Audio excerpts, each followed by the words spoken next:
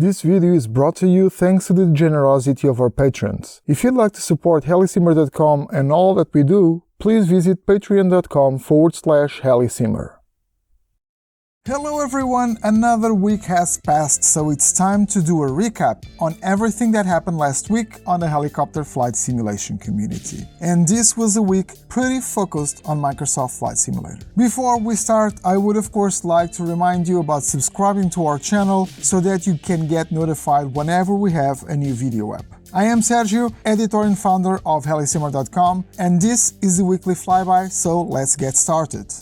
Located at 71 degrees north, the town of Hammerfest is regarded as the northernmost town in the world with more than 10,000 residents. During the summer months, there is continuous daylight, which is a natural phenomenon known as the midnight sun, while during the winter, the sun does not rise above the horizon. This is how ORBX starts to describe Hammerfest, which the company brought to Microsoft Flight Simulator, and at least for me, that is enough to send some chills down my spine. For some reason, these faraway regions of the world, both on the north and the south, resonate to me. I love flying in these areas, perhaps because they are so unforgiving. ORBX decided to bring this airport to Microsoft Flight Simulator, and the screenshots and video the company has released show a very interesting and highly detailed portion of the world. And before you ask, yes, there are helipads. Well, there is one at least. You can check out the official list of features on our website, head out to ORBX's website for more details as well as purchase the scenery. You can find the links in the video description.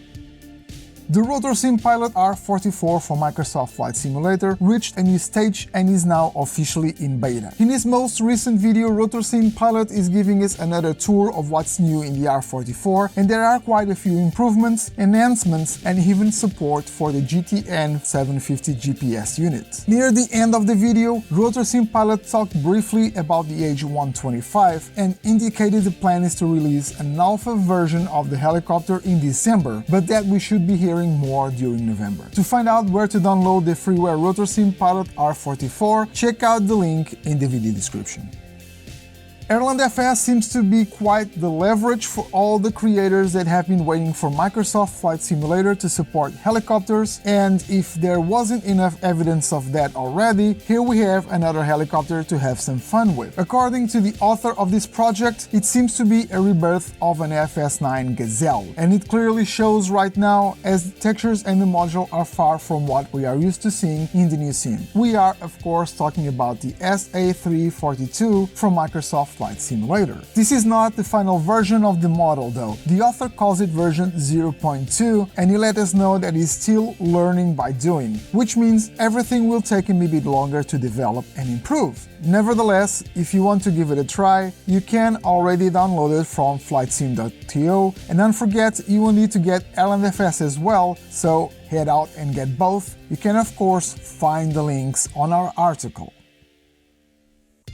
It's not exactly news as it has been updated a few days ago, but it seems a lot of people have missed it, and we haven't really covered before actually. Microsoft has finally announced when we should expect helicopters. They have announced a smaller timeline, at least. We already knew helicopters would make it officially in 2022, we just didn't know exactly when, but I am sure that most of us suspected when it would be. In their October 21st update, Microsoft has shown the status change and the foreseeable release dates. Q4 of 2022 is now the date. On the developer Q&A that was streamed the day before the release of the update, the team also addressed helicopters, and Sebastian Locke, CEO of Azobo, indicated that they are just at the beginning, and that the goal is, like the team has done previously, to take out some of the hard-coded stuff and replacing it with tiny surfaces that are interacting with the airflow. But with helicopters, they need to make these surfaces being able to move very fast. As with anything related to helicopters and helicopter development, rotors provide an extra challenge since, as opposed to an airplane propeller, a lot more happens during each revolution. Sebastian Locke also mentioned the flexibility of the rotors, which is another issue the team has to solve. In fact, he has made a direct comparison with aircraft wing flex, as he mentioned that while the wings animate exactly based on the amount of lift and load factor of the wings, the actual forces don't move yet. While this can be cheated on on fixed-wing aircraft, it's a rather important part of helicopter dynamics. So the team is changing this and making so that anything on the plane can move for real. This will lead to the development of a new system of propellers, which will render them a lot more realistic, and this will of course benefit both helicopters and fixed-wing aircraft. Something else that was mentioned, and I found it quite interesting and important, is the development of an improved 3D simulation, where the sim will be feeding back what the plane surface will do into the airflow, so that you'll get all the turbulences created by the plane simulated at micro level around it, or in this case, the helicopter.